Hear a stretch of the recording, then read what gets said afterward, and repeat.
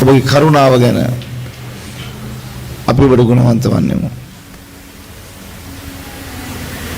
ඔබ වහන්සේ සියල්ලය, ඔබ වහන්සේ යහපත්ය. ඔබගේ කරුණාව සදාකාලිකව පවතී. ඔබ අපට කතා කළ මැනව. ඔබගේ වචනය ඇත්තව සියලුම කරුණු අපට උගන්වා දුන මැනව. දැන් ඔබ වහන්සේගේ වචනයත් අසනයත් දුර්ලභමගේ මුඛයත් ඒ වගේම අද දවස ඔබ විශේෂ කොට යහපත කරන්න දන්නා උතනන් වහන්සේ බැවෙන් ඒදී අපිට ඔබ වහන්සේ උගන්වා දෙනසේක්වා පිළිගත මැනව යේසුස් ක්‍රිස්තුස් වහන්සේගේ ශුද්ධ නාමයෙන් නිසාමය. ආමේන්. හොඳයි අපි වාඩි වෙමු.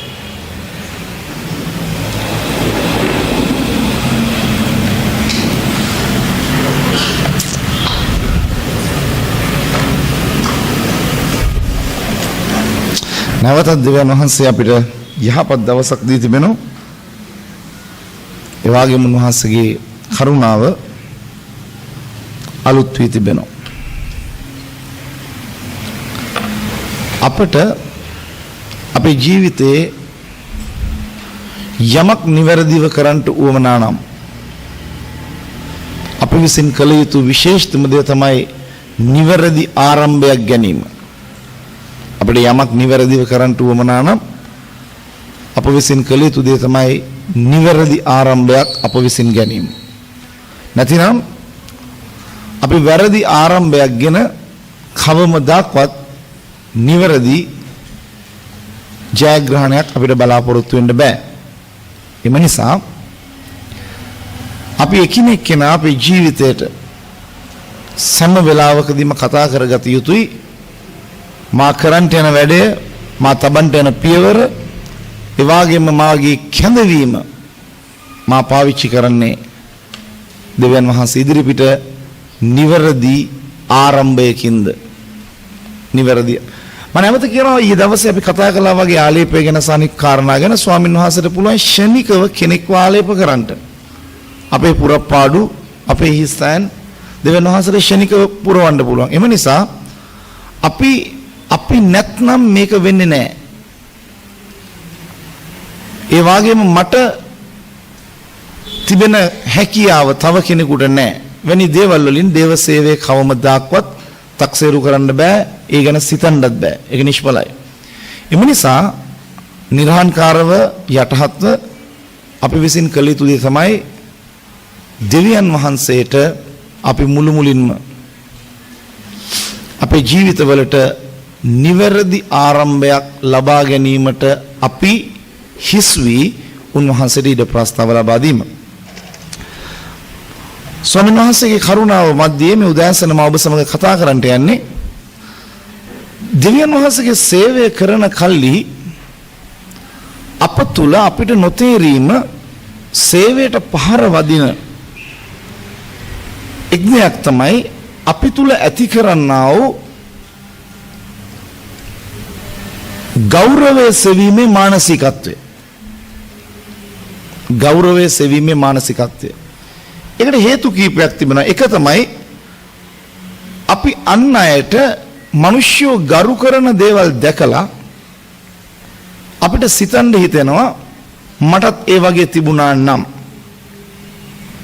ඒ වගේම සමහරක් අවස්ථාවන් වලදී ගෞරවය දීම එක පුරුද්දක් බවට සමහරක් දේවල් වලදීපත් වෙනවා.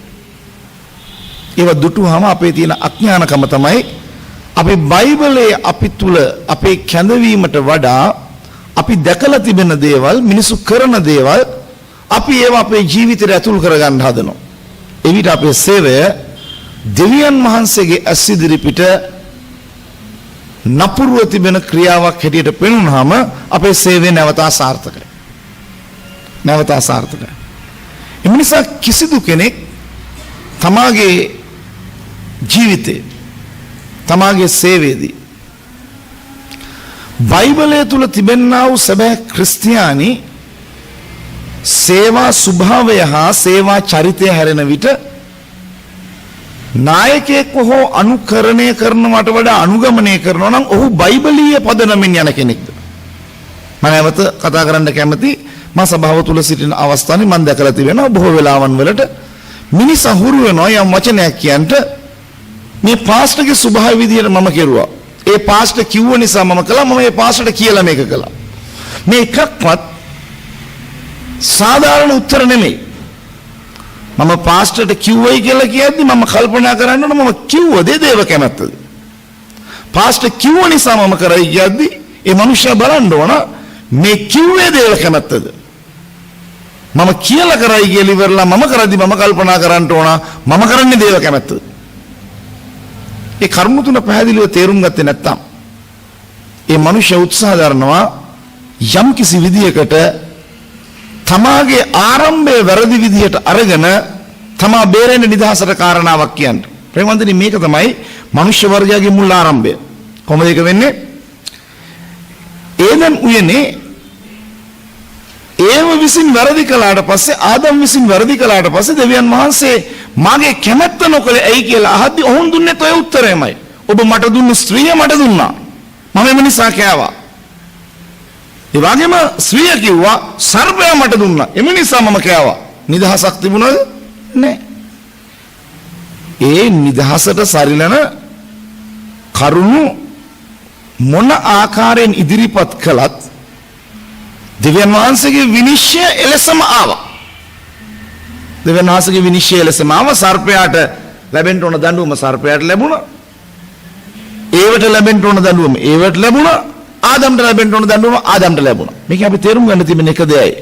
අපි මොන ආකාරයෙන් වැරදි විදිහට යම් දේවල් කිරීමට පුද්ගලයන් සමග සම්බන්ධ වුණත් පුද්ගලයන් අපි ඒවට අනුගත කරගත්තත් පුද්ගලයොත් එක්ක අපි ඒවට බැඳියාව ඇති කරගත්තත් දිව්‍ය විනිශ්චයමයි. ඒ විනිශ්චයට හසු වුණාට පස්සේ ඔබට මට කිසි පාලකවරයෙක්ව සම්බන්ධ කරගෙනවත් වෙනත් චරිතයක් සම්බන්ධ කරගෙනවත් ඒ තිබෙන දේව විනිශ්චයෙන් බේරෙන්න බෑ. ඒක ස්ථිරයි. එම නිසා දේව විනිශ්චය අවසානයේ පැමිණියාම තමයි අපි තේරුම් ගන්නේ ඔව් දෙවියන් වහන්සේ දැන් මට දඬුවම් කර තිබෙනවා. දෙවියන් වහන්සේ මාගේ අවිශ්වාසවන්තකමට උන්වහන්සේ මාව අවිශ්වාස කරලා තිබෙනවා. මාගේ මුසාවට උන්වහන්සේ අප්‍රසන්න වී තිබෙනවා. මාගේ ක්‍රියාවන් වලට උන්වහන්සේ ගරු නොකර තිබෙනවා. ඒ නිසා මට අද මෙවැනි විනිශ්චයක් අත්වී තිබෙනවා කියන දේ තම තමන්ගේ ජීවිතේ තමන්ට දැනෙන්න ඕන. මම ඒකයි කිව්වේ වැරදි ආරම්භයක් කරන් හොඳ ගමනක් කවමදාකවත් බලාපොරොත්තු වෙන්න එපා. වැරදි ගමන තමයි අවසානයේ කෙලවර වෙන්නේ. අපි දෙවියන්වහන්සේගේ වචනේ ගමන් කරමු. මාක් සුභාරංචියට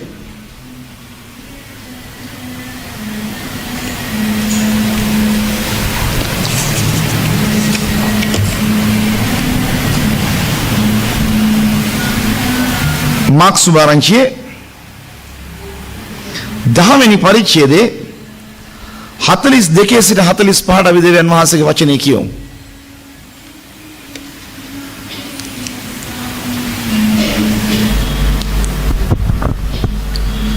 शुद्ध मार्क सुबारंचे 10 වන පරිච්ඡේදයේ 42 වන පදයේ සිට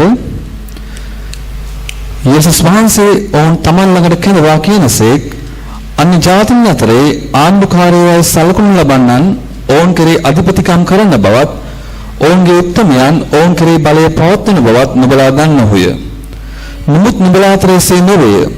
නුඹලා අතරේ තුන්වෙනිට කැවිලි කවරෙක් නමුත් නුඹලාගේ සේවකයා වන්නේය. නුඹලා අතරේ ප්‍රධානියාවන්ට කැමති කවරෙක් නමුත් සියල්ලන්ගේ දාසයා වන්නේය. මක්නිසාද සැබවින් මනුෂ්‍ය පුත්‍රයා සේවය ලබන්ට නොව සේවය කරන්ටද බොහෝ දෙනෙකු උදෙසා මිදීමේ මිලයක් කොට තමාගේ ජීවිතය දෙන්නටද ආයේයි කීසේක. ආමෙන්. මගේ ප්‍රේමවන්තනි මේ වචන කතා කරන්නේ යේසුස් ක්‍රිස්තුස් වහන්සේ. උන්වහන්සේ මේ විග්‍රහය දීමට හේතුව තමයි ඔවුන් අතරේ හටගත්තා කවුද අපි අතරින් වැඩිම තනතුර ලබන්න සුදුසු? කවුද වැඩියෙන්ම ජේෂ්ඨ? කාටද මේ পদවිය ලැබෙන්න ඕනේ? මේවා බොහෝ වෙලාවට සභා ජීවිතයේදී එකිනෙක අතර විවිධ ක්‍රමවලට එන්න පුළුවන්. අධිහිලිවන්තව හරහා එන යෝජනාවක් වෙන්න පුළුවන්. මිනිස්සු හරහා කරන යෝජනාවක් වෙන්න පුළුවන්. ඉල්ලීමක් කරන්න පුළුවන් මට මේ වගේ උසස් තැනක් දෙන්න. මට මේ වගේ උසස් සේවයක් දෙන්න මම හිතන්නේ ඒක බයිබලය නොදන්න කෙනෙක් කරන නිෂ්ඵල ඉල්ලීමක්.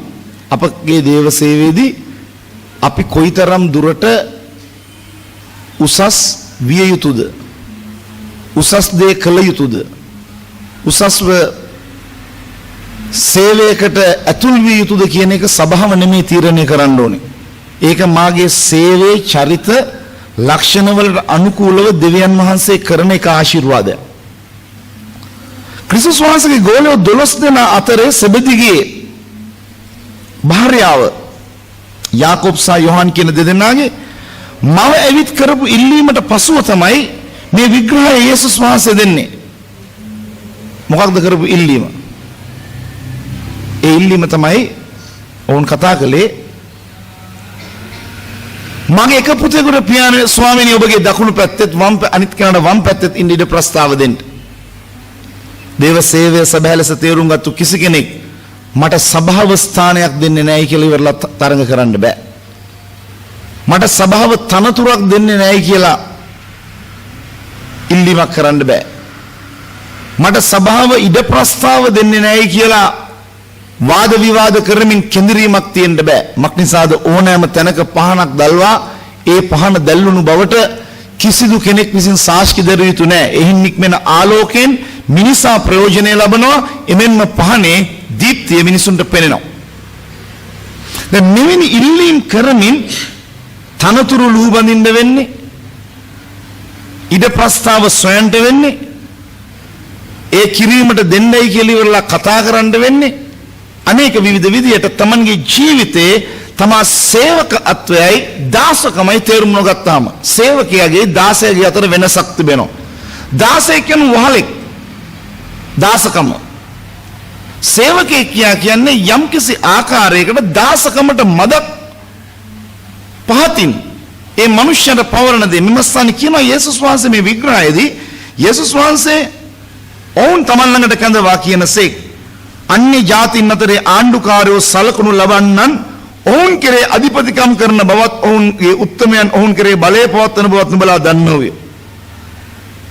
යේසුස් විග්‍රහ කරනවා ලෝකයේ තිබෙන ආයතනවල පාලනය කිරීම තමා යටතේ ඉන්න සේවකයෝ බලහත්කාරයෙන් ආණ්ඩු කිරීම තිබෙනවා. මම මේක ඊයේ දවසේ කිව්වේ සභාවේ ගෝලයින්ගේ වර්ධනය ඇති නොවන එක හේතුවක් සහ කාටෝ කෙනෙකුට ගෝලයක් බාර දුන්නාම ඒ ගෝලයාව ඒ කෙනා හසුරුවන්නේ වහලෙක් වගේ. ඒ කෙනාගේ කැඳවීම අනුව ඒ කෙනාට පුහුණුව දෙනවට වඩා ඒ කෙනාගෙන් ගන්නේ ඒක තමයි අද අපේ බලන්න අපේ වැඩිමහල්ලේ කොච්චර පරක් වුණාද දේශනාවක් කරන මට්ටමට එන්න. මේ මිනිස්සු වහලෙක් වගේ වැඩ කරන අවස්ථා තියෙනවා. ඔවුන් බයිබලයක් කියවන්නේ නැහැ. ඔවුන්ට කියවීමේ ඉඩ ප්‍රස්තාව බොහෝ වෙලාවට දෙන්නේ නැහැ. මේ ස්වභාවය ලෞකිකයි. යේසුස් ඊට පස්ව කියනවා නුඹලා අතරේ එසේ නොවේය. ක්‍රිස්තුස් වහන්සේගේ ගෝලයන් අතරේ සහ සභාව අතරේ එබඳු පාලනමය ව්‍යුහයක් නැහැ. ඒකයි මේ අදහස් කරන්නේ. එවැනි පාලනමය ව්‍යුහයක් නොතිබිය යුතුයි. ඒතර ඔබම තේරුම් ගන්න ඕන අපේ ජීවිතයේදී අප සමග සේවයේ නියැලෙන අයව අපි විසින් කරන්න ඕනේ ආණ්ඩු කිරීම, බලාත්කාරයෙන් පාලනය කිරීම, ඒකාධිපත්‍ය වියරුවක් වගේ වැටි හැසිරවීම. ඒවා ලෝකේ එකිනෙක කෙනා කරන්න පුළුවන්. ඕන් කරලා සමහරක් විට සාර්ථක වෙන්න පුළුවන්, සමහරක් විට අසාර්ථක වෙන්න පුළුවන්. මුත් යේසුස් වහන්සේ කෝ නුඹලා එසේ නොවේ. අපිට නිතරම කරන්න තිබෙන්නේ කෙනාට තේරුම් කර දෙන එක. මෙන්න මේ තමයි වරදින්නේ. කියනවා නුඹලා අතරේ උතුම් වෙන්න කැමති කවරෙක් නමුත් නුඹලාගේ සේවකයා වෙන්න ඕන. දැන් කාට හරි කෙනෙකුට සභාවේ උතුම් තැනක් අවශ්‍ය නම් ඉස්සල්ලාම සැබෑ සේවක ගුණාංග ගන්න. ඒ ගුණාංගය තුල අඩංගු මොනවද? පළවෙනිම දේ යටහත්කම, කීකරුකම, ප්‍රේමය. මේ කරුණු තුන මිනිස්සෙක් ළඟ තියෙන්න ඕන.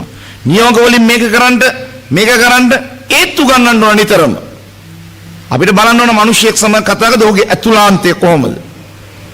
ඔහුගේ ජීවිතය ඒ දෙයට සුදුසුද? ඒ නිසා ප්‍රේමවන්තනි ක්‍රිස්තුස් වහන්සේගේ සැබෑ ස්වභාව තුල අපි විප්ලව අරගල සහ ඉල්ලීම් ලෝකයේ මිනිස්සුયો කරන ආකාරයෙන් කරලා හෝ විවේචනය කරලා අපිට ස්වභාවයේ කවමදාකත් උතුම් තැනක් හම්බ වෙන්නේ නැහැ. අපිට ඒවට අරගල කරන්න බයිබලය තුලම අයිතිවාසිකමකුත් නැහැ.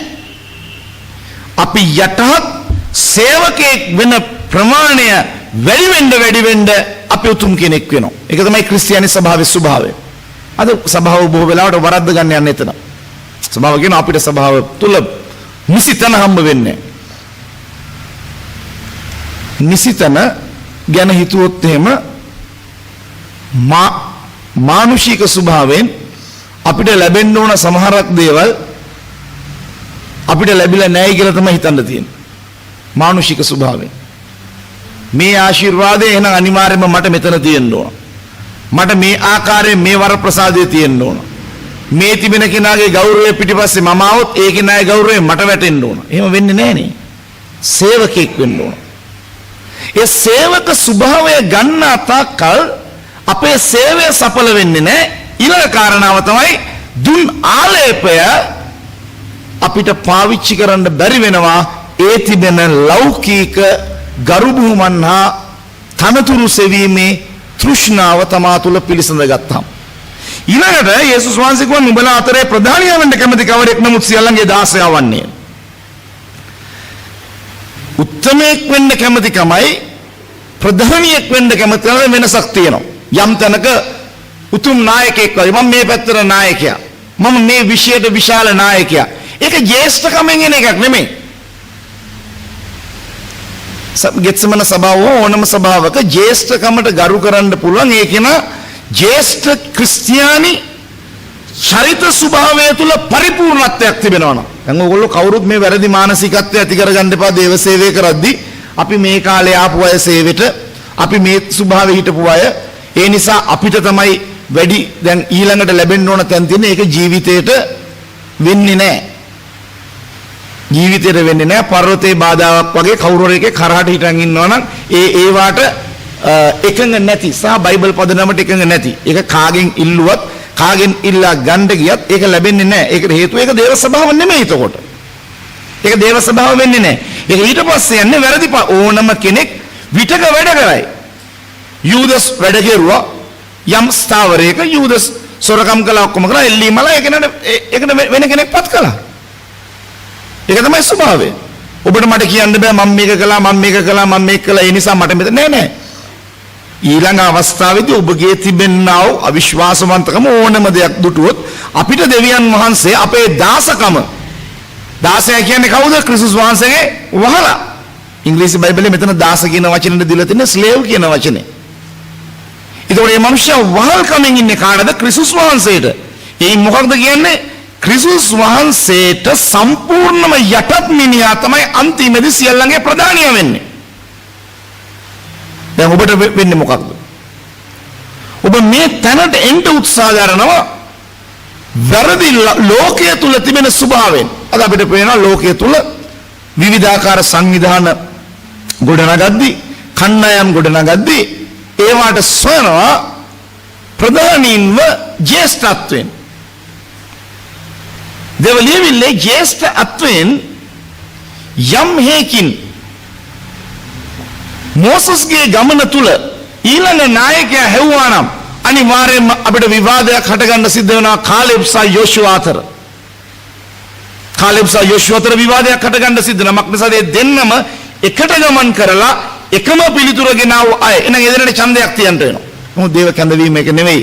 යෝෂුවාගේ උරුමය ලබා ගත්තා කාලෙබ්ගේ උරුමය ලබා ගත්තා.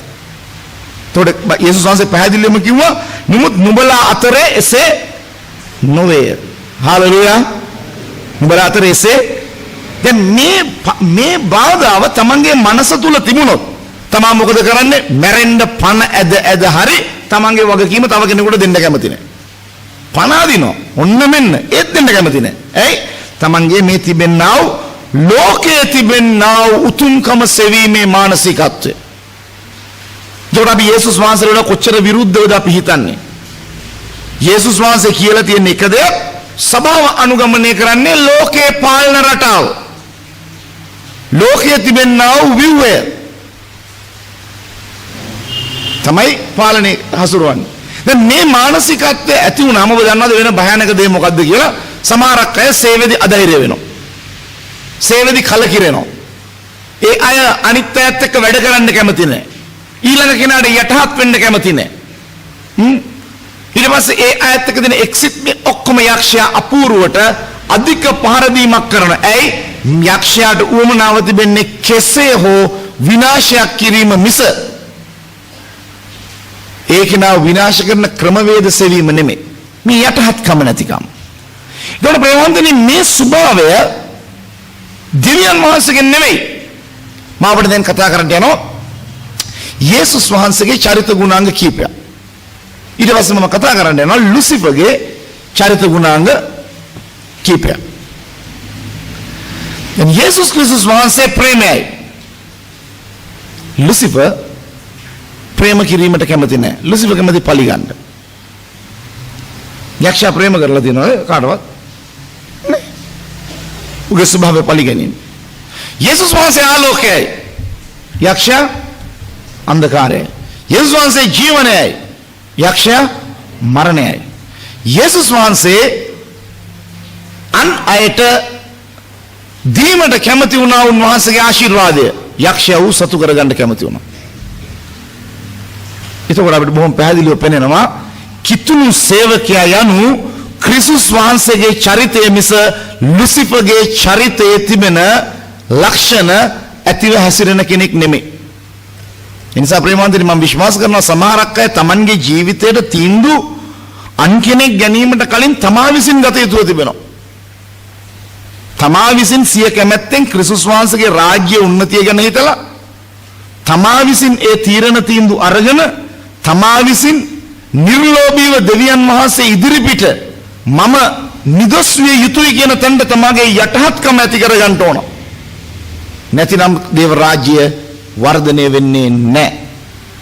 දේව රාජ්‍ය වර්ධනය වෙන්නේ නැහැ. දැන් යක්ෂයාට උවමනා කරන දේ මොකක්ද? උන් නිතරම කැමති තමාට පමණක් සියල්ල ලැබෙනවාට.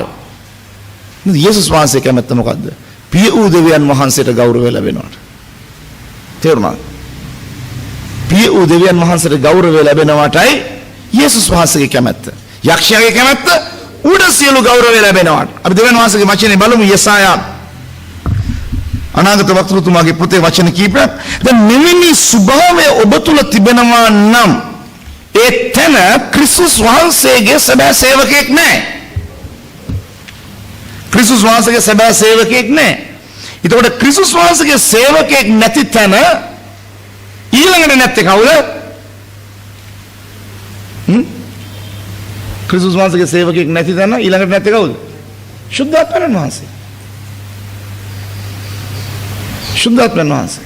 ඒතර ශුද්ධාත්මයන් වහන්සේ නැතුව සේවය කරන මිනිස්සයා මොකක්ද කරන්නයි කියලා අපි ඊයේ දවසේ කතා කරුවේ. දේවල් බලන් ඉඳලා බලන් හිටපු විදියට කරනවා. ඒතර ඒක ආත්මයන් වහන්සේ විසින් පාවිච්චි කිරීම නෙමෙයි. ආත්මයන් වහන්සේ විසින් පාවිච්චි කරනවා නම් මොනවද අපිට තියෙන්න ඕන ලක්ෂණ? ප්‍රතිඵල. අපි කරන සේවයේ ප්‍රතිඵල තියෙන්න ඕන. ඒතර ප්‍රතිඵල නැති හේතුව පාවිච්චි වෙන්නේ ඒ මිනිසයා තම ශක්තියෙන් නා ස්වාභාවික ශක්තියින් වලින් මිස වර්ධනය දකින්නේ. ඒ ක්‍රිස්තුස් වහන්සේගේ සේවකයව යම් තැනක පාවිච්චි කරන නම් මොනවද එතන තියෙන ස්වභාවය? අධිලිවන්තය සමූහය වෙන්න ඕනේ කවුද? සමූහය නෑ. සමූහය කියන්නේ කාටද? යෝසාස කියන ඔරුවට නැගිට උන්වහන්සේ දැක්ක සමූහය. තාම ලෝකයේ තුල ජීවත් වෙන අය සමූහය. සමූහය වෙන්න ඕනේ කවුද? ඇදහිලිවන්තයා. ඇදහිලිවන්තයා ගෝලයා. ගෝලයා සේවකයා. සේවකයා නායකයා.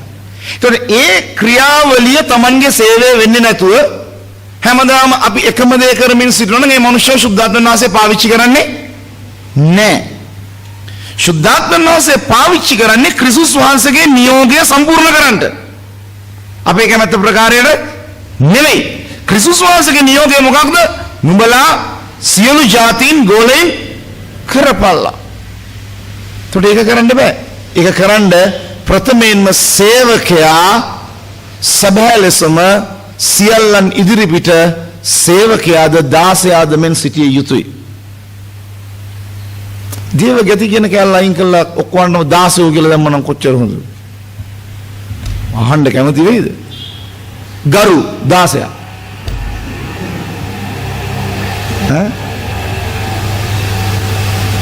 කට්ටිය බයලා හිටින්න මෙහෙම කියන්නේ නැවද නැහැ කියලා. නෑ අත්දැක බලන්නත් ඒක කියන්න ඕන. මට හිතුණා දැන්. දේව මියන්න සමහරක් නෙවෙයි කියලා බලන්න ඕන. මූණ ඇඹුල් කරන් ඉඳන් නැහැ නේද උඩට ඒකට. ලැජ්ජාව වෙන්නේ. නෑ ඒ අපේ යටාත්කම ඇති දැන් මේක මානසිකත්වයක් මේක. ඔබ දන්නේ මම දැකලා තියෙනවා සමහරක් මිනිස්සු ගෞරව වෙනවා මම මෙලෙච්ච විදියට. ඒ කියන්නේ ඉස්ලාම් බත් එක Tamanට බෙදුවේ නැත්නම් එමේ ඒලාට ඇදිලොන්ට ඔක්කොම ඉදි කන්නේ. මම බලලා සමහරකට මම කල්පනා කරනවා මොකද්ද ස්වාමිනී මේක? නෑ කන්න බෑ මට. මොකද මම එනක මං කාලාවේ. එහෙම හැසිරෙනවා. මම දැකලා තියෙනවා. මං ඒලාට කල්පනා කරනවා මේක මේ. ඒ ඇදිලොන්ට ඊට පස්සේ මොකද වෙන්නේ? මං කිව්වනේ ඊයේ දවසේ කොහොමද 2:2 5යි 2:2 5ට හුරු වුණාට පස්සේ ඇදිලොන්ට දන්නවා අපේ කෙනාගේ ඇටියෝ මත අපි කමු යා පස්සේ එකයි. ඉබේක වෙනවා. දැන් මංග සභාවට ටික කාලයක් යද්දී ඒක හුරු වෙලා දැන් අපිට වෙලා තියෙන්නේ ආත්මයනෝ කර්ම කොටගෙන අපි හැසිරෙන්නේ නැහැ. අපි හුරු වෙච්ච දේවල් එක්ක අපි දුවනවා. පුදුමයි. මට සමහරක් දේවල් මට ගොඩක් වෙලාවන් වලට මේ ඒ වගේ දේවල් දැක්කම මම කල්පනා කරනවා මෙතන දැන් ભેදයක් ඇති වෙයිද? මෙතන ඊළඟට දේව මෙහෙන් පස්සේ මේ සෙනග බොහෝ මහන්සි වෙලා වැඩ කරලා ආපු සෙනග සමහර මොනවා වෙයිද? විශ්වාස කරනවද? වාහනේ තියෙනවා. සීට් පිටිපස් 3ක් තියෙනවා. වාහන ළඟ මේ මිටන් ඉන්නවා. මම දවසක් කෑවා ඒක. මට තමයි නගින්න කිව්වේ නෑනේ.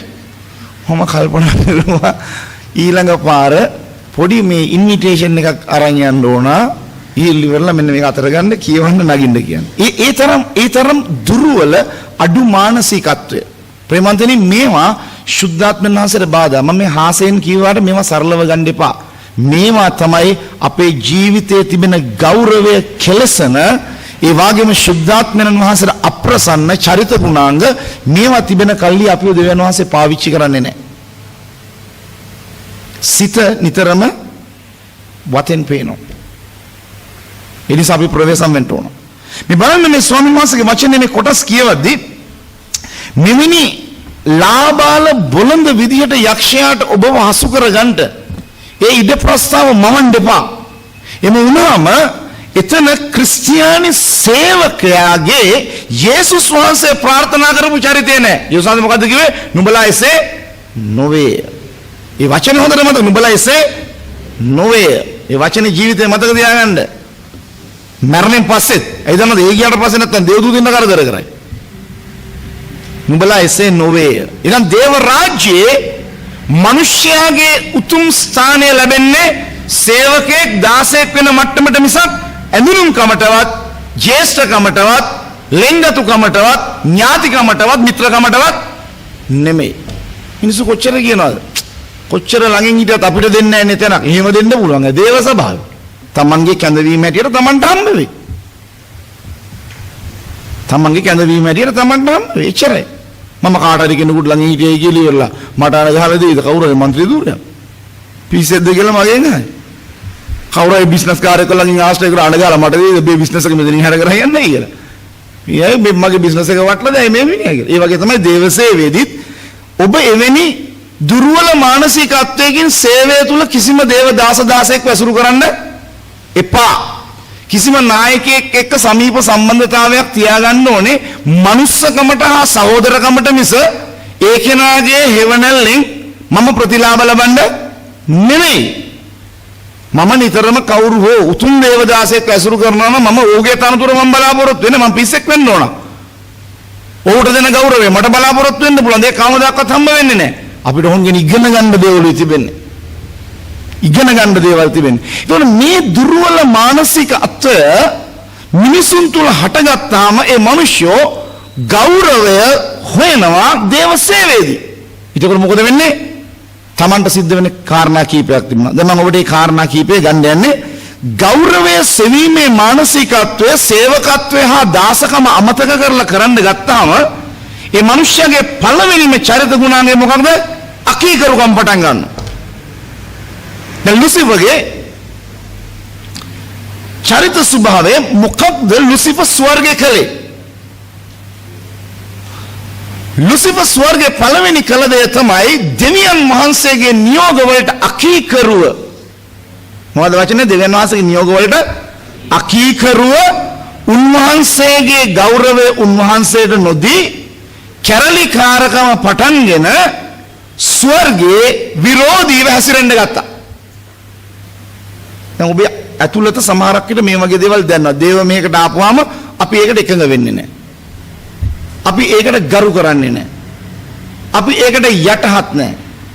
අපි ඒහා සමග සම්බන්ධ වෙන්න කැමති නැහැ. මේකම තමයි ලුසිෆර්ට තිබුණේ ස්වර්ගයේදී. දැන් ඔබට එවැනි සිතුවිලි හා එබඳු මානසික අත්වයක් හට අරන් තිබෙනවා නම් ඔබ තුල ඇති වී තිබෙන්නේ සේවකත්වයක්ද? නැහැ.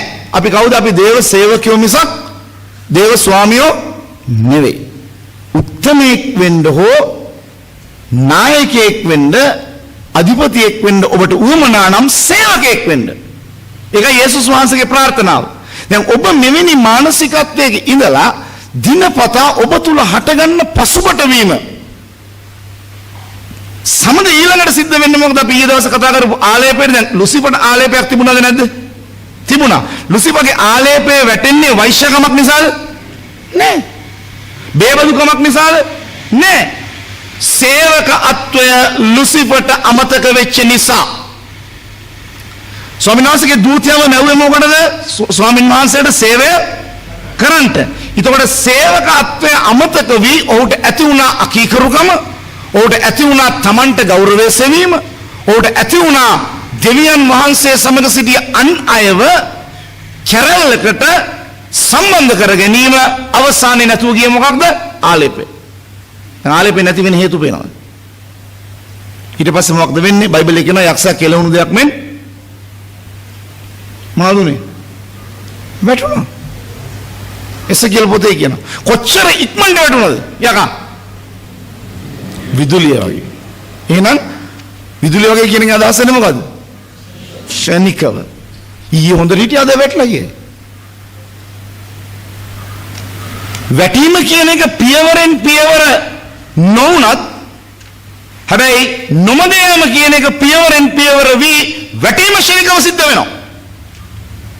ඒකයි සිද්ධ වෙන්නේ. එවිට ආලේපය රහිතව පොළොවට වැටී තිබෙනවා. දැන් ඔබ ළඟ මේ ආලේපේ නැති වී යාමට හේතු සාධකයක් වූ සේවක අත්වය අමතක කර ස්වාමිත්වය මානසිකත්වය විත් තිබෙනවා.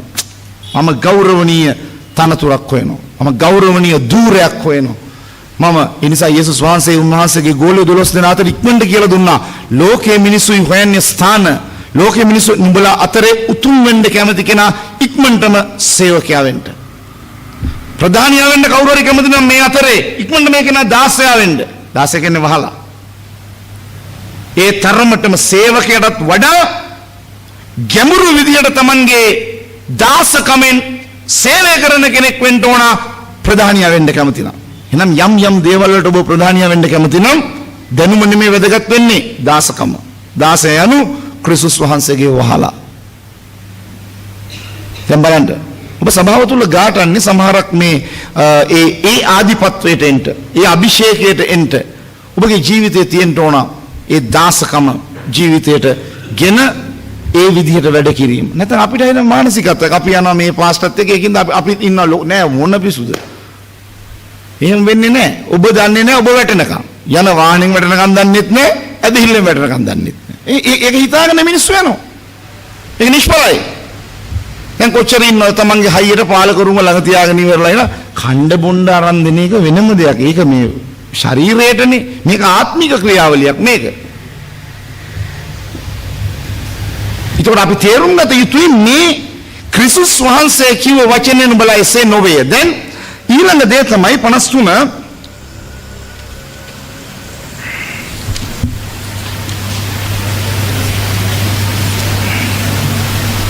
යෙසායා 14 වෙනි පරිච්ඡේදය සමාවෙන්න. යෙසායා 14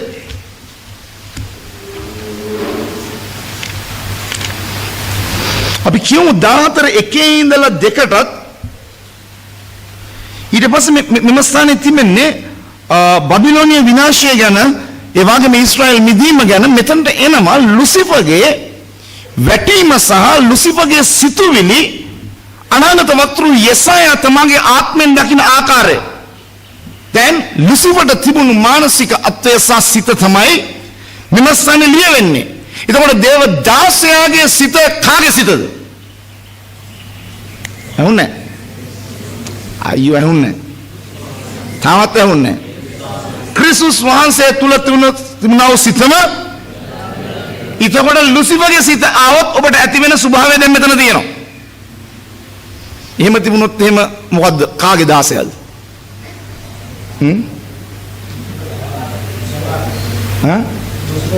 ලුසිෆර්ගේ දාසය.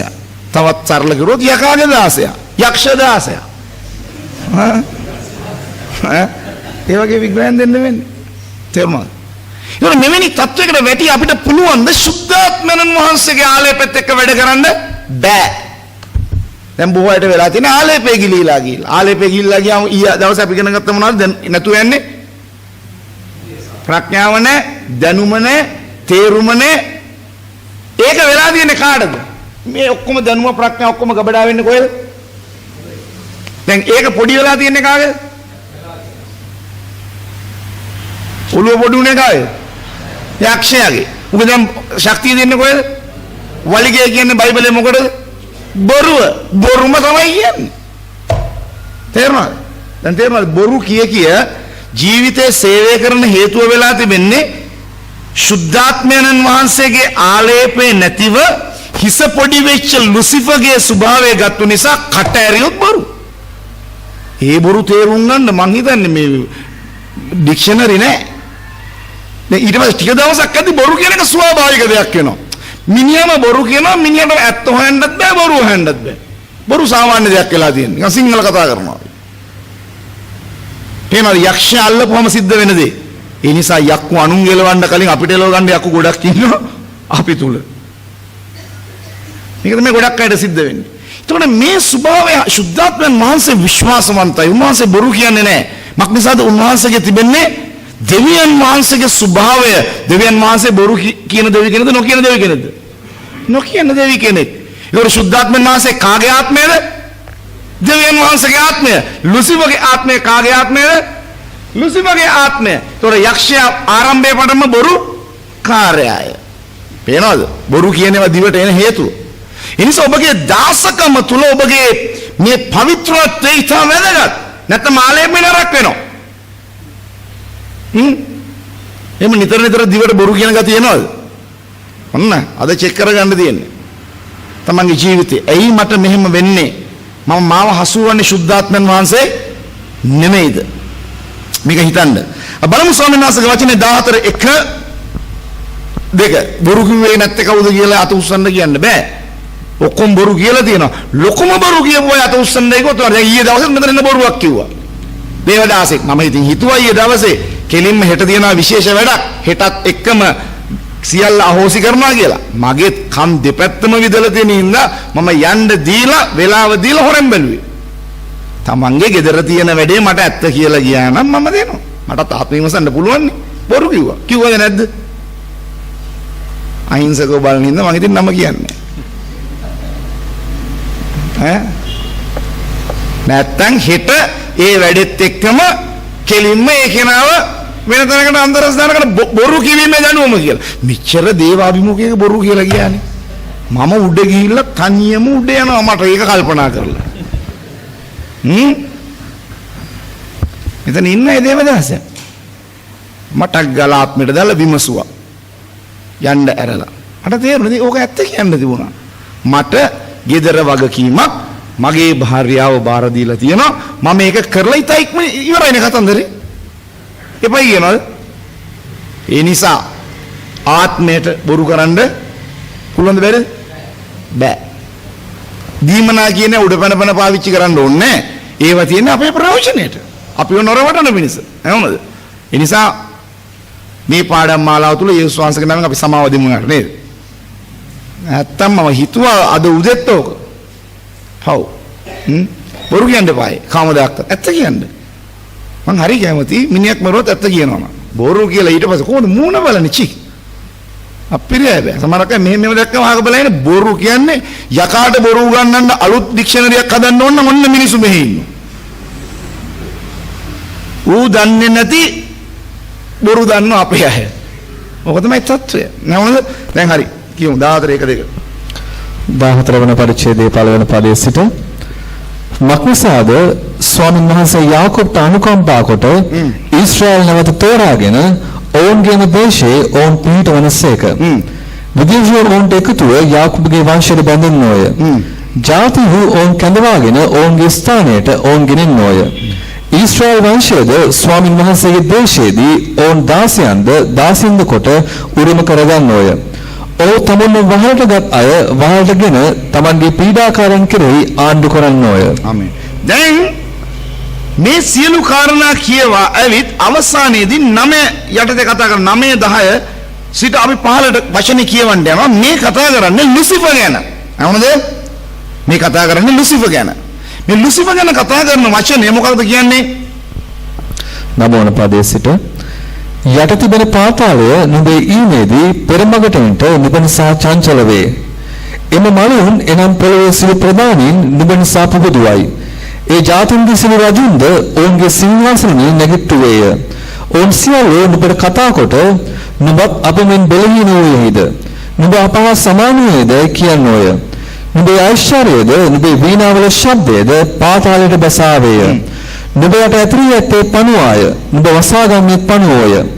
දීප්තිමත් පහන් තාරකාව අලියන් පුත්‍රය නුඹ ස්වර්ගයෙන් වැටුණු හැටි ජාතින් හිලා දමුවා වූ නුඹ බිමට සින්දමින් ලැබූ හැටි නුඹ සිත තුළ සිතාගෙන මම ස්වර්ගයට නැගී මාගේ සිංහාසනය දෙවියන් වහන්සේගේ තාරකාවල උඩින් තබා උතුරේ ඊතා දුර සීමාව තිබෙන රැස්වීමේ කන්ද පිට හිඳගන්නෙමි. මම වලාකුළු මුදුන් පසුකොට ඉහළ නැගින්නෙමි. මහෝත්තමයන්ට සමාන වන්නෙමි කීයේය. වාන්නකො යක්ෂයාගේ සිතුවිල්ල මෙතන තියෙන විශේෂ වචනය මොකද්ද? ඒ වචන මම ඊට කලිනුත් කියලා දෙනවා. වචන මොකද්ද? මම හැම එකටම මම ලුසිෆර්ගේ ආත්මය මොකද්ද? මම. එහෙනම් දේශනා කුළු වල හැම එකටම මම ගන්න එපා. එතකොට වෙන්නේ මොකද්ද? ලුසිෆර් පේනවා. එහෙම කියලා ඉවරලා මගේ නම මේක නෙමෙයි කියලා කියන්නත් එපා. මම කියන්න එපා කියලා කිව්වයි කියලා. සමහරකට මේ වගේ දෙයක් වෙන්න පුළුවන්.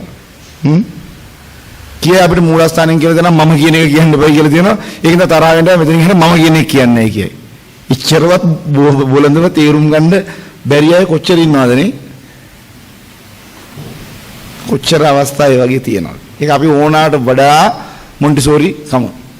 දැන් ලුසිෆර් මෙතන ඊළඟට මොකක්ද? මහෝත්තමයන්ට වඩා උසස් වෙන්න යනවා. දෙවියන් වහන්සේ පාවිච්චි කරන්නේ අන්තිමට දෙවියන් වහන්සේලා වඩා තමන්ම දෙවියෝ වගේ වෙන්නනෝ. අපේ ගමේ ඉන්න දෙයියෝ කිව්වලු. ඒ වගේ තමන්ව පෙන්වන්න හදනවා. මම කිව්වේ නැද්ද ඔක වෙනවයි කියලා. අන්න පටන් ගන්න ක්‍රමේ. ඒතර මොකද වෙන්නේ? මම දෙවියන් වහන්සේ උඹට ඇඟෙව්වා නේද? මේක වෙනවයි කියලා දා මන් තුලින්. එහෙම කතා කරන්න දෙන්නේ නැහැ. මම. ඒතර මම කියන ආත්මය කාගේද? ලුසිෆර්ගේ. තේරුණා? ඒ නිසා වචන වලින්වත් ලුසිෆර් ඊට ප්‍රස්තාව දෙන්න එපා. උගේ සිතුවිල්ල මොකක්ද? මම නුඹ සිතුල මම ස්වර්ගයට නැගී මාගේ සිංහාසනය දෙවියන් වහන්සේගේ තාරකවල උඩින් තබා හැමතිස්සම කාට වඩා උඩින්ම ඉන්න තමයි ආස. මනෝ සමහරක් වෙලාවට අපි ගිහිල්ලි ඉවරලා කොච්චර තිබුණත් පුටුවක පිටිපස්සෙන් වාඩි වෙන්නවත් කැමති නැනේ. අපිට නිතරම ඕනේ ඒ ස්ථාවරයට ආවට පස්සේ අනේ අඬ ගහලා මිනිස්සු පුටුවක් දෙයි ඉස්සරහින් වාඩි වෙන්න. එහෙම අවස්ථා ඕන තරම් අය ලැබපුවා ඉන්නවනේ මේ ලෝකේ. ඒ දිම අන්න අය දෙනවා. ඒ අපි මොනවද කරන්නේ? අපිට අනිවාර්යෙන් දෙවෙනි පොලිම හම්බ වෙනවා. මොකද අපි සභාවේ ඉන්න දෙවෙනියෝ. ඕක දුර්වල මානසිකත්වයක් නේ. මම දැකලා තියෙනවා. මම ඊට කාලයකට ඉස්සෙල්ලා දැක්කා. එක එක්කෙනා තුල පොඩි කෙනෙක් ගැතින් රාත්‍රී භෝජනය ගන්න කැමති නැහැ. එතනත් මම තමයි තියෙන්නේ. පුදුම ලෝකයක් මේකනේ. රාත්‍රී භෝජනය කියන්නේම යටහත්කමින් යේසුස් වහන්සේ කකුල් හොදලා ඔක්කොම කරලා කරපේක. කවුරු කෙනෙක් අරගෙන ඉඳි යා කැමති නැහැ ගන්න. පුදුමයි. පේනවද? අපි ළඟ සේවකත්වේ නැහැ. සේවකත්වේ නැහැ. පොඩි කෙනෙක් මෙහෙවන්න බෑ ලොක් කෙනෙක් දන ගහන්න කැමතිද කියලා බලන්න හරි අඩුයි. රෝගයක් තියෙනවා නම් කකුල් වල ප්‍රශ්නයක් තියෙන එක වෙනම ප්‍රශ්නයක්. මොකද කැමති නැහැ. අනේ කියන්නේ ඒක අපි කාටද අපි දැන් දැනගන්නේ? මේවනේ මිනිස්සුන්ටද දෙවියන් වහන්සේටද? අන්න බලන්න මානසිකත්වය. එතකොට අපි දේව සේවකයෝද? උඹලා එසේ නොවේ. ඒතර අපි කවුද වෙලා තියන්නේ අපි? අපි ලෝකයේ මිනිසුන්ගේ තත්වයට යන්නේ කෙසේද? ලෝකයේ අයිති කාටද? ලෝකයේ දෙවියා කවුද? එතකොට අපි ඒ දෙවියන්ටද සේවය කරන්නේ ජීවමාන එකම දෙවියන් වහන්සේද? ඔතන ඔබගේ සේවකත්වය මනමින් ඔප්පු කරගන්න පුළුවන්. දැන් ඔබ කියයි මම සේවය කරන්නේ යකෙක් එක්කනේ බලාගෙන ගියාම කියලා. එහෙම කියන්න බැරි කමකුත් නැහැ. හැබැයි මිනිහා වෙලවන්න නැතුව මිනිහා තුල ඉන්න යකා එලව ගන්න උත්සාහ කරන්න. මොකද යේසුස් වහන්සේ කිව්වේ නුඹලා මාගේ නාමයෙන් මිනිස්සු එලවන්න ඔය කිව්වේ නෑ. යක්ෂයෝ දුරු කරන්න ඔය කියලා කිව්වේ. ඔබට පුළුවන් ද එලවන්න? ඒකේ නා තුල ඉන්න යක්ෂයා. අන්න පුළුවන් නම් අවියෝගේ බාර ගන්න. ඒකට ඕන උපක්‍රම. ඒකට ඕන කාලය. එක පාට බෙල්ල මිරිකලා එලවන්න බෑ. යේසුස් වහන්සේ විතක ගල් ඔක්කොම අරන් ආව මිනිස්සුන්ට මොකද්ද කිව්වේ? පවු නැති කෙනා. ඒකත් උපක්‍රමයක්. උන්වහන්සේ බිම්ම නැමිලා. අපි කොහොමද කියන්නේ? අපි අනිත් නිකන් යේසුස් වහන්සේ කරන්නේ පොඩිම පවු තියෙන එක ගහන්න කියලා කවුරු එකෙක් ගහයි. උන්වහන්සේ හුන්නට කල්පනා කරලා වචනේ පාවිච්චි කරලා පවු නැති කෙනා පළවෙනි ගල ගහන්න. එහෙනම් ඔබයි මයි දේව දාසෙක් වෙලා තියෙන්නේ කොහොමද? ඊයේ දවසේ අපි කතා කරා ආලේපෙන් ඊළඟද අපි ළඟ තිබෙනා වූ යටහත් කමින්. මක්නිසාද අපි ක්‍රිස්තුස් වහන්සේ යටහත්. ඒක තමයි ඔබට ඔබේ පැත්තේ ප්‍රතිඵල දකින්න බැරි. ගමක් තුල හරි ඔබ ජීවත් ඔබ දේව දාසකම යටහත්කමින් ක්‍රිස්තුස් වහන්සේ වගේ පෙන්වනවා නම් ක්‍රිස්තුස් වහන්සේ වගේ මිනිස්සු ඉදිරිපිට ගිහලා සුවදව කතා කළා නම් ඔවුන්ට හරි දෙයට හරි කියලා වැරදි දෙයට වැරදි කියලා ඉවර වෙලා මුත් ඔවුන් එක තරහ වෙන්නේ නැතුව සුභාවෙන් හිටියන ඉවරයි. අපි කෙනෙක්ගේ වරද හදන්න කියලා මිනිස්සුත් එක්ක වෛරක්කාරව වෙන්න ඕනේ නේ. අපේ පරමාර්ථය මොකද්ද? මිනිහෙක්ව වහලෙක් කරගන්න එකද මිනිහගේ වරද හදින එකද? කෝකටද කැමති කියලා අහන්න හොඳ නැහැ. මිනිහෙක්ගේ වරද හදාගන්න එකද කැමති නැත්නම් මිනිහෙක්ව වහලෙක් කරගන්නද කැමති?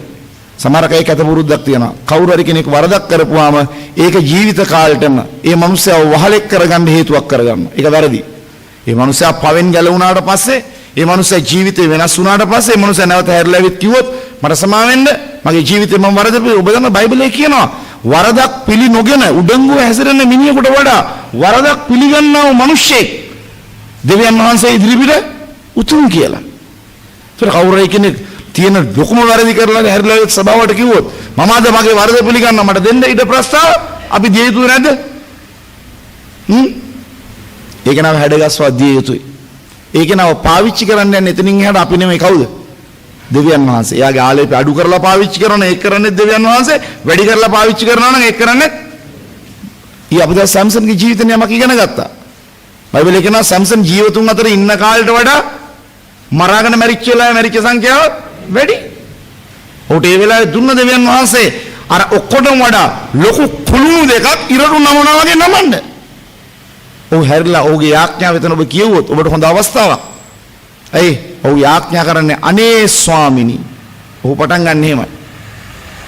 අනේ එතනයි තමා ක්‍රිස්තුස් වහන්සේට යටහත් වූ ක්‍රිස්තුස් වහන්සේගේ සැබෑ දාසෙක් වෙන්නේ. ඒක කොයිතරම් අපූර්වද? දැන් අද අපි මොනවද කරන්නේ? අපිට සේවයක් නැහැ. ප්‍රේමවන්තයනි අපි ඔක්කොටම සේවයක් නැතුව. ඔබ දන්නවා මම මේ ළඟදී දවසක සතුරු නම විස්තරේ දීර්ඝව කියන්නේ කාලයකට ඉස්සෙල්ලා පිටරටකදී මාව අරගෙන ගියා දේව මෙහෙකට. අහුණද? ඒ දේව මෙහෙට අරගෙන ගිහලා මම අඳුරගත්තේ නැහැ. මෙහි ඇවිල්ලා විස්තර කියද්දී ඒගොල්ලෝ මම අඳුරගත්තේ මොනසර එදා මම යාඥා කළේ කියලා. අරගෙන ගිහිල්ලා දැන් හිටියා. ඒක මේ ඉන්දියන් කට්ටියක් එකතු වෙලා කරපු එක. ඉතින් මටත් අඳුනුම් කම්මත කෙනෙක් එන්නේ නැහැ. මං ගිහලා පිටිපස්සේ වාඩිලා මාත් එක දේවදාසෙක් ගියා. ඔව් ඒ වෙලාවෙ වෙද්දිත් කැලමිලා වියෝලෙන් හිටියේ. ඔකෝ යන්න එපා මෙතනට පාස්ටර්. මම පාස්ටර්ත් නෙමෙයි මම මේ කියන්නේ ඒ කාලේ මේ පාස්ටර් කියලා රටට ගිය එකත් ලොකු වාසනාවක් කියලා මම හිතන්නේ අද මතක් වෙද්දි. මං කිව්වා මේ පිටිපස්සෙන් අපි දෙන්න වාඩි වෙන්න. නෑ පාස්ටර් ඔය මිනිස්සු අපේ හැල්ලු කරනවා. යන්න එපා කිව්වා. ඊට පස්සේ දැන් මොකද උනේ? හරි ප්‍රශ්නේ. ඒක ඉන්න ගමන් එක පාරට එතනින් අඬ ගහලා ඉවරලා කිව්වා මේ ලංකාවෙන් ඇවිල්ලා ඉන්න පාස්ටර් කෙනෙක් කුමාර මෙන්ඩිස් කියලා අපි වාඩි මිනිත්තු දෙකමාරක් දෙනා කැමති නම් සුළු වචනයක් කතා කරන්න කැමති නම් යාඥා කරන්න කියලා. අර පාස්ටර් මගේ අතවන් කිව්වනේ පාස්ටර් මුන් ඕක කරන්න එන්නයි කියන්නේ කියලා. මම දැන් මොකද කරන්නයි කියන්නේ. මම දැනගත්තා විනාඩි දෙකමාරට කතා කරන්න යනවා කියලා කියන්නේ මම මිනිසුන් අඳුරන්නෙත් නැහැ. එතන මොනවද කතා කරන්නේ? හොඳම දේ යාඥා කරනවා. මම ඇවිල්ලා ඉඳගත්තා. දැන් ආපු ගමන් කෝ ආයි යම් පාස්ට මුන් අපිව හැල්ලු කරනවා. මොකද නෑ අසෝබනයි. වැදගත්කමක් නෑ. නැවුනද ඒක කරන එක. අපි ඉමු. තව ටිකක්. දැන් ආයේ තව ටිකකින් ආයෙ මට අනක දැන් මං තනිකර වඳුරට බල්ටියක් ගන්න එකදී ගහපන් කියනවා. අර බලල්ලෙන් පණපන් කියදී පණපන් කියලා දැන් මම ඒ ගන්නට වැටලා තියෙන්නේ එතන දේව මේ වෙලාවේ. මට ඉස්සරහට එන්නයි කියද්දී යනවා. වාඩි වෙන් කියද්දී වාඩිනවා. අර මන් ළඟ ඉන්න මිනිස්සයා කියනවා කිව්වා නේද මම ඕකයි වෙන්නේ කියලා. මොකක් පොඩ්ඩක් ඉමු කලබලනුයි දැන් ඉතින් කොහොමත් එකයි නේ ඉතින් දැන් ඉතින් ආපු එක වරෙන් කියද්දී යනවා වාඩි වෙන් කියද්දී වාඩි වෙනවා. අපි දැන් මෙහෙම ඉමු කියලා. ඔය දන්නව මොකද උනේ කියලා. ඒකට එතනට ඇවිල්ලා හිටියා කීප දෙනෙක්ම පීටර් රටින් දේවදාසෙන්ව අභිෂේක කරන්න. ඔය මම දැක්කද එම මුද්ගලත් ඒ වෙදින් අන්තිම සභාවට ආශිර්වාදයක් වෙලා තියෙන්නේ. මම ඒ විස්තර මුලින්ම කියන්නේ නැහැ. දැන් ගිහිල්ලා ඉවරලා හිටියා. දැන් ආපහු වතාවක් ඉන්දියානු අය පාස්ටර්ලා ඔක්කොම යාඥා කරනවා දැන් මේ මොනසේ ආලේප කරන්න. අනේ මමත් ගිහිල්ලා හිටගෙන මටත් දුන්නා යාඥා කරන්න. මොකද සිද්ධ වුනේ? අත ඔසවද්දිම උඩ හිටපු තුන් දෙනා තුන් පැත්තට විසික් කළා වැටුණා. ඉතින් ඔක යටහත් කමේ ප්‍රතිඵලය තිබුණානේ. ස්වාමීන් වහන්සේගේ අභිමුඛය දකින්න. ඕක නිකන් බලෙන් ගිහිල්ලා මේ පටියක් බෙල්ල හිර කරගෙන ගන්න ඕනේ. දෙවියන් වහන්සේට යම් දෙයක් කරන්න උවමනා නම් උන්වහන්සේ අපේ හිත බලනවා. ඒ වෙලාවේ මම පැයටක් යාඥා කරලා හිටියෙත් නෑ 12ක් යාඥා කරලා හිටියෙත් නෑ. උන්වහන්සේ බැලුවේ සිත. මමත් හිතෙන් කිව්වනම් ඒක නේනම් ඔයා කියපු එක හරියට හරි. අපි දෙන්නම ගිහිල්ලා තියෙන ඔටුනු දෙකක් ඉල්ලගෙන. අපි දෙන්නටම හම්බෙලා තියෙන පොළු පහරවල් දෙකක්. අද ගොඩක් අය ගෞරවය හොයන්න ගිහිල්ලා රැයට නිින්දක් නෑ. ඇයි කාත් එක්ක හරි පැටලෙනවා. කාත් එක්ක හරි සම්ඩු කර ගන්නවා. කාත් එක්ක හරි විරසක වෙනවා. ඇයි? තමාගේ ගෞරවය සෙවීමේ මානසිකත්වයේ දාසකම නෙමෙයි. අපි දාසයෝ. උන්වහන්සේ කොහොමද කිව්වේ නෑනේ මම නුඹලාව ස්වාමියවරුන් පිණිස මාගේ වැඩේට කැඳවමි කියලා එහෙම කිව්වා කොහොමද? නෑ අපිට කිව්වේ මොකක්ද? දේව දාසයෝ. ඔබලා දාසියෝ. දැන් ඔය ස්වභාවය සිතන්න බැරුව කොහොමද ඔබගේ ආලේපයත් එක්ක ඔබ සුද්ධාත්මයන් වහන්සේක වැඩ කරන්නේ? ප්‍රතිපත්ති තදව තිබීම වෙනම දෙයක්. ඒ කියන්නේ දේව නාමයේ ගෞරවයටපත් කිරීම. හැබැයි වෛරය, උඩඟුකම, ගෞරවය සෙවීම ඒව ප්‍රතිපත්ති වෙන්න බෑ. ඒව තිබුණොත් සුද්ධාත්මයන් වහන්සේ අපිත් එක්ක වැඩ කරන්නේ නෑ. දැන් ඔබට එවැනි තත්ත්වයක් තියෙනවද? මම කියන්නේ මේක සම්මේලනයක් කියලා හිතන්න එපා, බයිබල් පන්තියක් කියලා හිතන්න එපා. එවැනි තත්ත්වයක් තිබෙනවා නම් මේවා අපි කපලා ඉවත් කරන්න ඕන මුළු මුලින්ම. අය මොහොතක් ඔහොම දැනගසමු දේව පාමුල. හාලෙලූයා. ස්තුති වේවා දෙවියන් වහන්සේ.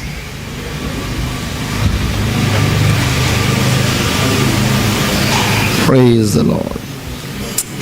Glory to you. Hallelujah.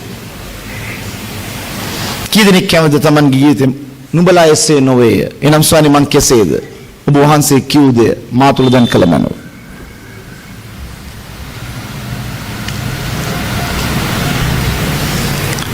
Hallelujah, Swami.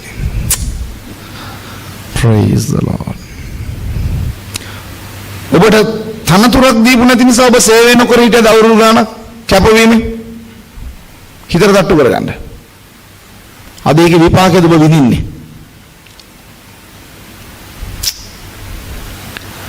ස්වාමිනී අප ගැන සිහි කළ මැනව. අප ගැන සැලකුව මැනව.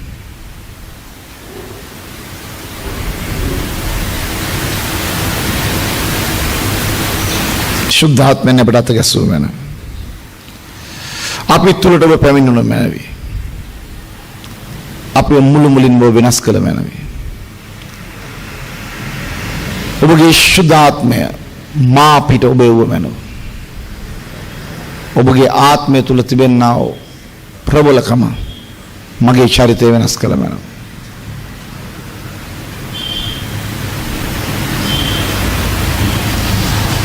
Hallelujah. Hallelujah. Hallelujah. Son. Praise the Lord. Praise the Lord. Hallelujah. ඔබ යමක් දෙවියන් වහන්සේ කතා කරන්න උවමනා නම් ඔබගේ සිත ඔබට විවෘත කළ ඔබට පුළුවන් කියන්නේ ස්වාමිනේ මට නොතේරී මාතුරට ස්වාමිනේ ඔබගේ ආත්මය වෙනුවට ඔබගේ සිත වෙනුවට ලුසිෆර්ගේ සිත මන් ළඟට එන අවස්ථා තියෙනවා. ඒ නිසා තමයි මාව ආලේපෙන් පාවිච්චි වෙන්නේ නැත්තේ. මම දැන් තේරුම් ගත්තා. ඔබ මාව ආලේප කළ නමුදු මගේ සිත ක්‍රිස්තුස් වහන්සේ ඔබගේ සිත නැති නිසා සුද්ධාත්මයන් වහන්සේ ලුසිෆර්ගේ සිතත් එක්ක එකට බද්ධ වෙන්න බෑ. මක්නිසාද ස්වර්ගයෙන් පොළවට හෙළවනු ලැබූ ලුසිෆර් එක්ක ආයේ ත්‍රිත්වයට පංගුකාරකමක් නැහැ. ත්‍රිත්වයට පංගුකාරකමක් නැහැ. එම නිසා ස්වාමීනි මට අද ආලේපයක් නැතු මම ස්වාමීනි කටේ ශබ්දෙන් සෙනගිදිරි පිට කෑ ගසලා මම පිබුදවන්න හදනවා. නමුත් මන් තුලින් කිසිවක් ගලන්නේ නැහැ. මම උත්සාහ කරනවා සභාව ගොඩනගෙන්න ඕනයි කියන තැනට එන්න. නමුත් මා තුල ඒක වෙන්නේ නැහැ. මේවට හේතු ස්වාමීනි ලුසිෆර්ගේ සිත මාව ආක්‍රමණය කරලා ලුසිෆර්ගේ සිත මන් තුලට ඇවිල්ලා සෑම දෙයකම මම පමණක් උසස් වෙන්න ඕන. මහෝත්තමයන්ටත් වඩා ගෞරවය මම ලබා ගන්න ඕන. ඕන් මුදනුවත්වම ඔබ පස්සට දාලා ස්වාමීනි. හාලෙලූයා. හාලෙලූයා. ඔබ කතා කරගන්න ඔබගේ ජීවිතේට. මට එවැනි දෙයක් සිතන්නවත් ඉඩ තියන්න එපා ස්වාමීනි මේ මත්තට. මම ඔබගේ ලේ වලින් සේදෙනවා. මම ඔබගේ ලේ වලින් පවිත්‍ර වෙනවා. තිකාරිය සිතරද ශතරදලරදල යදෝරම කතේ සෙදලරදල සුරබෝරාදා සතර කතර වශතලර තුකේ බාර වශතලර ස්වාමීන් වහන්සේ කෙනෙක්ගේ ජීවිතය ඇතුළු මනව එකිනෙකට ඇතුළු මනව ඔබ කතා කළ මනව ඔබ කතා කළ මනව ඔබ කතා කළ මනව ඔබ කතා කළ මනව ඔබ කතා කළ මනව ජීවිත මාරුවක් අත්දකින්න ජීවිත මාරුවක් ජීවිත මාරුවක් ජීවිත මාරුවක් අත්දවස් දුන මනව සබෑ ලෙසම ස්වාමීනි ඔබ හා සමග ජීවත් වීමේ ආත්මය දුන මනව ආමේන් ස්වාමීනි වඩදී කවාරිය සින්දි කාලා රෝදි යම්බසි කරග ආමේන් ආමේන් හොඳ අපි වාඩි වෙමු.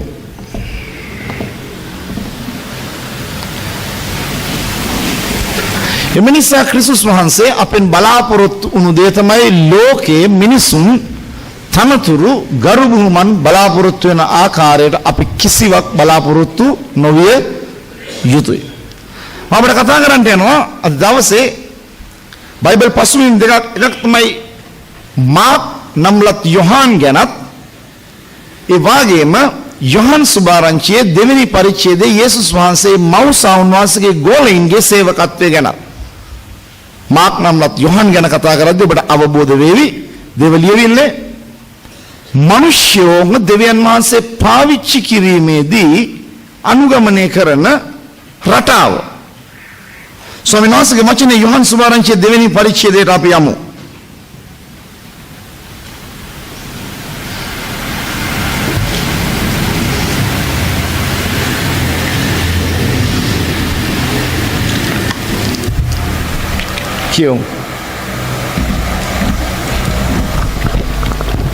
යොහාන් සුභාරංචියේ දෙවන පරිච්ඡේදයේ පළවන පදයේ සිට තුන්වෙනිදා ගලිලේ කානාවේ සරණ මංගල්‍යයක් විය. යේසුස් වහන්සේගේ මෑණියෝද එහි සිටියාය. යේසුස් වහන්සේත් උන්වහන්සේ ගෝලයෝත් සරණ මංගල්‍යයට කැඳවනු ලැබුවෝය. මුද්‍රික පානේ ඉවර කල ඔවුන්ට මුද්‍රික පානේ නැතයි යේසුස් වහන්සේගේ මෑණියෝ උන්වහන්සේට කීවාය. අපේ ප්‍රවන්තනේ මෙමස්සන අපි දකිනවා යේසුස් වහන්සේ මව් මරියාත් එමෙන්ම ගෝලයෝත් ඒ මංගල්‍යයට සහභාගී වුණේ කෙබඳු අය හැටියටද?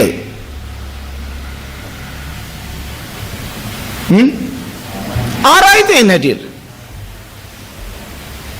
මුත් බලන්න එමස්සනේ ඔවුන් දක්වන සේවකත්වය. සේවකත්වය. මෙන්න මේ හෘදය හරි වැදගත්. ඔවුන් අඬ ගහන්නේ එතන කෑම බෙදන්නවත් ඔවුන්ට ආරාධනාව දුන්නේ එම ස්ථානයේ මොනවාද පිඟන් හොදන්නවත් නෙවෙයි. ඔවුන්ට ආරාධනාව දුන්නේ ආරාධිතයින් හැටියට. යේසුස් වහන්සේටත් මව් මරියාටත් ගෝලයන්ට. හැබැයි ඒ අම්මා මොනතරම් අපූර්වද? ඒ අම්මා සේවිකාවක් ලෙස ඇයට දැනෙනවා එම ස්ථානයේ තියෙන අවශ්‍යතාවය.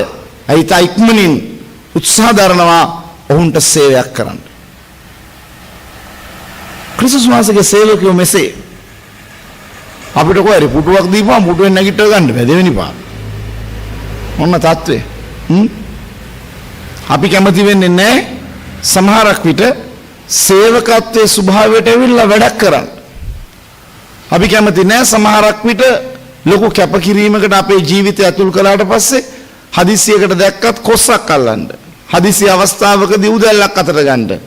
හදිසි අවස්ථාවකදී මහන්සි වෙලා වැඩක් කරන්න. අපි ඒවට අකමැති. මේ මොකද්ද මේ හෘදේ?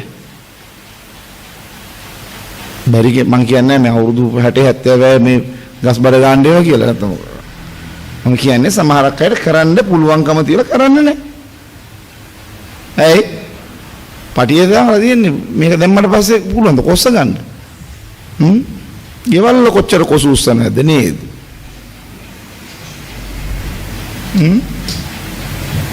ඒක ලැජ්ජනේ. එහෙම නේද? ආත්ම විමසන්න හොඳ නැහැ නේ හැමතිස්සම. අන්න තත්ත්වය. ඒක අපි හිතනවා ඒ විදිහට. මොකද වළඳ මේ අම්මා යේසුස් වහන්සේගේ මව මරියා ඇයගේ ආරාධිත ස්වභාවය අමතක කර ඇය සේවක ස්වභාවය ගන්නවා. යේසුස් වහන්සේ කිව්වා නුඹලා එසේ නොවේ. යේසුස් වහන්සේ මොකක්ද කියන්නේ? හරි. වෙලාවක් තියෙනවා. උන්වහන්සේ එතන මව් මරියට දෙන පණිවිඩය තමයි වෙලාවක් තියෙනවා. ඔබට මටත් කම නැහැ. උන්වහන්සේ කිව්වේ නෑ බෑ කියලා. උන්වහන්සේ මොකක්ද කරන්නේ? උන්වහන්සේ බෑ කිව්වේ නෑනේ. උන්වහන්සේ වෙලාව ගත්තා. උන්වහන්සේ වෙලාව අරගෙන උන්වහන්සේ පැත්තකට මවට තරවට්ටු කළාට පස්සේ අම්මගේ සේවක ස්වභාවය තවත් මොකක්ද යටහත්කම බැනුම් අහලා ගිහලා ගෝලෙන්ට කියනවා මට නම් බැන්නා. වෙලාව නෙමෙයි කිව්වා. ඔබටයි මටයි කමුත් නැහැ කියලා කිව්වා. ඔක්කොම කොයි පුත්‍රයා කියන ඕන දෙයක් කරන්න. ඇය මොන තරම් යටහත් කාන්තාවක්. අපේ කෙනෙක් නම් කොහොමද? බැන්නා. වරලෑන්ඩ්. ගෙච්චමනේම නැහැ. ඈ? දෙන්න බා කිසි සහයෝගයක් මොකද මට දෙන්නේ නැහැ කිසි දේශනාවක්. අපි ඉන්න ඕන මෙහෙට වෙලා. අන්න තත්ත්වය. පේනවද? මට ඉඳලා හිටලවත් කතා කරන්නේ නැහැ. යන්න බා මරුණත් බලන්න. ඔන්න තත්ත්වය. ඊට පස්සේ අපි කියනවා මමත් මරියා වගේ කියනවා. ඔන්න කියන විදිය ඔන්න. ඒතර මේ යටහත්කම ක්‍රිස්තුස් වහන්සේගේ සේවකයා සේවය ලබන්න නො උන්වහන්සේ ආවේ සේවය කරන්නට. සේවය කරන්නට. ඒ සේවය කිරීමේ ස්වභාවය බලන්න. අපේ ජීවිතය තුළ මේක හට ගන්න ඕන. මේක හටගත්තේ නැත්නම් වැඩක් නෑ. ඒක තමයි අද කියන්නේ අපේම තියෙන බොහෝ ස්වභාවල්. ක්‍රිස්තුස් වහන්සේට අයිති නැති අය වගේ පේන්නේ ඒකයි. අපි හොල්මන් වෙනවා හාස්කමක් වෙච්ච ගමන්. ඒ ලොකු බස් ලස්සන වචනයක් වෙනවද? සමහරක් අයට හාස්කම් ජොලියක්. ඇත්තම තමයි. අප්පුඩි ගන්න ඔක්කොම කරනවා අන්න පස්සේ ඉතින් ආය ලුසිෆර් වගේ හැසිරෙනවා. හාස්කම් දැකලා දීමනා ක්‍රියාත්මක වෙනවා දැකලා ඔක පාරට ඔබ පිබිදෙන්න එපා. චරිතය මාරු කරගන්න. චරිතය ක්‍රිස්තුස් වහන්සේගේ සේවකයාගේ ස්වභාවය ගත්තේ නැත්නම් ආලේපේ වැඩක් වෙන්නේ නැහැ. දැන් ක්‍රිස්තුස් වහන්සේගේ සේවක දෙවියන් වහන්සේගේ සේවක කමෙන් ලුසිෆර් අයින් වුණාට පස්සේ ලුසිෆර්ට බලයක් තියනවද නැද්ද? තියෙනවා. ලුසිෆර්ට බලයක් තියෙනවා. හැබැයි ඒ බලය ආලේපේ නෙවෙයි සුද්ධාත්මයන් වහන්සේ. ඒ නිසා ඒ බලය පාවිච්චි කරන්නේ කොහොමද? බොරු කියන්න, රවට්ටන්න, ශාප කරන්න, දඬුවම් කරන්න, බනින්න ලුසිෆර් පාවිච්චි කරන්නේ ඒකට. ප්‍රේමවන්තනි සමහරක් අයට මේ හාසයට කියනවා නෙමෙයි. සමහරක් අයට යක්ෂයා ඊට බරපතලව ඔවුන්ගේ ජීවිතවලට ඇතුල් වෙලා තියෙනවා. ඊට බරපතලව යක්ෂයා ඇතැම් අයගේ ජීවිතවල ඇතුල් වී ඔවුන් ඒ යක්ෂයාගේ ක්‍රියාවන් එක්ක ඔවුන් ජීවත් වෙනවා. ඔවුන්ගේ මුඛයේ ප්‍රසන්න වචනයක් නැහැ, තදබලයි, සිතේ තෙතමනයක් නැහැ, ලෙන්ගතු නැහැ, ඊට කරකශ අදහස් දරන්නේ, බොරු කිවීම නිමක් කොනක් නැහැ. ඇයි? ඔවුන් තුල සේවක ස්වභාවයක් නැති නිසා දෙවියන් වහන්සේ තබපු ආලේපය පාවිච්චි කරන්න බැරුව ගියා. ඔබ බලන්න ස්වාමීන් වහන්සේලා අකීකරු වෙච්ච සාමුවෙල් එද්දිම එක එක බොරු කියනවා. ආචාර කෙරුවා සෙනග විසිරෙයි කියලා හිතුවා. ඒකින් අකමැත්තෙන් උනත් දවන පූජාව ඔප්පු කළා. මොන බොරු අකමැත්තක් තිබුණා ඔප්පු කරේද? ඒකට පිළිතුර තියෙනවා ලස්සන පේත්‍රස්ගේ ජීවිතය අනනියස් සහ සප්පිරාගේ කතාවේදී කියනවා මේ මුදල නුඹගේ අතයටද තිබුණා නොවේද? ඒකේ තීන්දුව තිබුණේ උඹයටද නෙමෙයිද? ඒ වගේ සෙනග විසිරෙනවා 100 දෙනෙක් දැක්කත් මොන දේ දැක්කත් තීන්දුව තාම තියෙන්නේ කාටද? මම දෙවියන්ට කීකරු වෙනවද මිනිසුන්ට කීකරු වෙනවද කියලා? මම නම් කැමැත්තෙන් නෙමෙයි ස්වභාවයෙන් යන්න කියන කතා. මගේ ජීවිතේ කාටවත් ඕන දෙයකට කියන්න පුළුවන්. තමන්ගේ හිතේ තියෙන තීන්දුව තියෙන්නේ කවුරු යටද? තමන් යටතේ. එම නිසා කියන්න පුළුවන් වෙන කෙනෙක් එතන මොකද්ද කරන්නේ? බොරු කිවීමක්. ඒකට සාවුල් මොනවද කියන්නේ? එතනම බොරුවක්. මම අකමැත්තෙන් දමන පූජාව පුකලා මොකද මිනිසු කරන්නයි කිව්වා. මම එනම් ශාද්‍රාක් මේසාක් අබෙත්නේගෝ වලට මුළු රටක්ම තර්ජනය කළා. වෙනවන් රූපෙට කියලා. ඔවුන් මොනවද කිව්වේ? මරුවක් වඳින්නේ. ඇයි? ඔවුන් දෙවියන් වහන්සේට බය නිසා. එතකොට සාවුල්ගේ ස්වභාවයයි ශාද්‍රාක් මේසාක්ගේ අබෙත්නේගෝගේ ස්වභාවය මොකද්ද? සැබෑ දේවදාසයෝ කවුද? ශාද්‍රාක් මේසාක් අබෙත්නේගෝ. හැබැයිමද අපි ඉන්න ස්ථාවරය දේව සේවයේදී අපි උන්වහන්සේට කීකරු වීම පෙන්눔 කරන ආකාරය නිදහසට කාරණා 100ක් කියන්න පුළුවන්.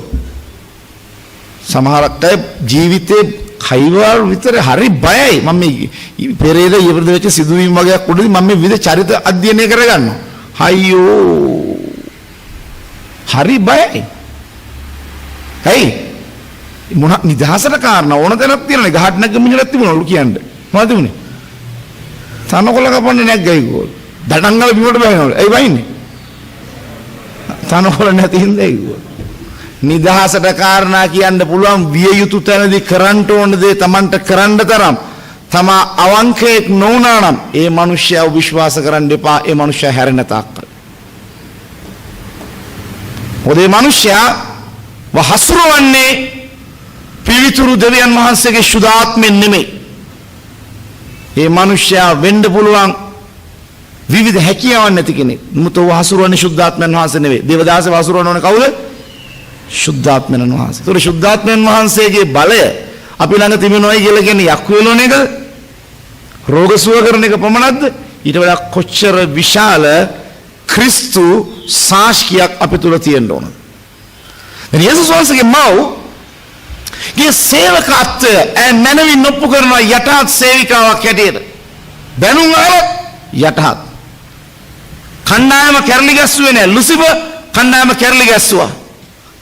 මව් මරියා කණ්ඩායම මොනවද කළේ? එක්සිට් කළා. එහෙනම් සභාවල් බෙදන්නේ කවුද? දේවදාසෝද? දේවදාසෝ තමයි කරන්නේ. ඒ දාසකම නැතුව ගියම එතන සිද්ධ වෙන්නේ මොකක්ද? ලුසිෆ කණ්ඩායමක් එක්ක ස්වර්ගයෙන් පොළවට වැටෙනවා. යේසුස් වහන්සේගේ අම්මා මගුල් ගෙදරින් කණ්ඩායමක් එක්ක කැරලි ගහගෙන එළියට යන්නේ නැතුව තම පුත්‍රයා වන ස්වාමී යේසුස් වහන්සේගේ පාමුලට කීකරු කරනවා. දෙකේ වෙනස තේරෙනවද? දේවදාසය මොනවද කරන්නේ එතකොට? එක්සත් කරන එක ස්වභාව. අරයට මෙයාව පෙන්වන්න බැරුව වෙන අතන්ට බොරුවක් කියන එකයි මෙහාට එකක් කියලා මෙහාට කොටවන එකයි නායකයෙකුට ඇදහිලිවන්තයෙක් අප්‍රසන්න කරන්න කේලම් බෞසරයක් කියන එකයි.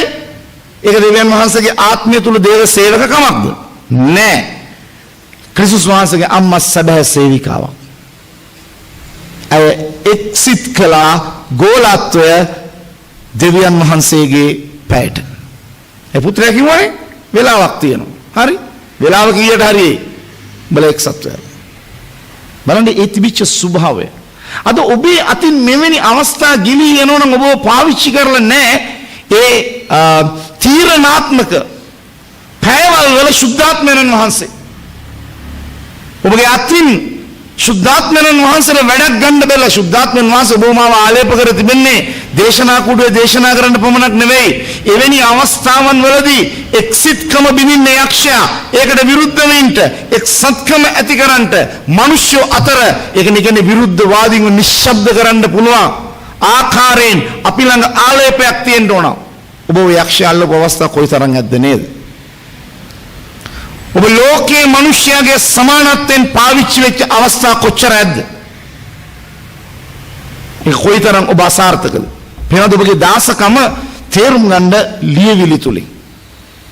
අයිකෙනෙක්ගේ පටන් ගද්දිම ඔබ පාස්ටර් කෙනෙක් දිහා බලලා මම එයා වගේ කරනවා නෑ. එයා සමහරක් විට පාලකයෙක් වූ නමුත් එයා කරන දේවල් බයිබලයට විරුද්ධ වෙන්න පුළුවන්. එම නිසා ඔහුව නෙමෙයි ඔබ ගන්නේ ඡායාවට. ඔබ ගන්නේ දේව වචනේ තුල තිබෙන දේව සාක්ෂිය, දේව ලියවිලි. අපි තේරුම් ගන්න ඕන. ඔබ මා තුල තියෙන ඕන දේව කිමෙක්ද දාසීන් හැටියට. හොඳයි. අපි විවේකයකට යන්න යනවා. ඇවිත් අපි කතා කරන්න යනවා. දේව සේවයේදී ක්‍රිස්තුස් වහන්සේ තෝරගත්තු මිනිසු එකිනෙක කෙනාට යටහත් වෙන්නේ කොහොමද කියලා. එකිනෙක කෙනාට යටහත් වෙන්නේ වයස තරාතිරමකින් තොරව. යේසුස් වහන්සේගේ අම්මා යේසුස් වහන්සේට වඩා බොහෝ වයසින් වැඩිමල්. නමුත් උන්වහන්සේට යටත් වුණා.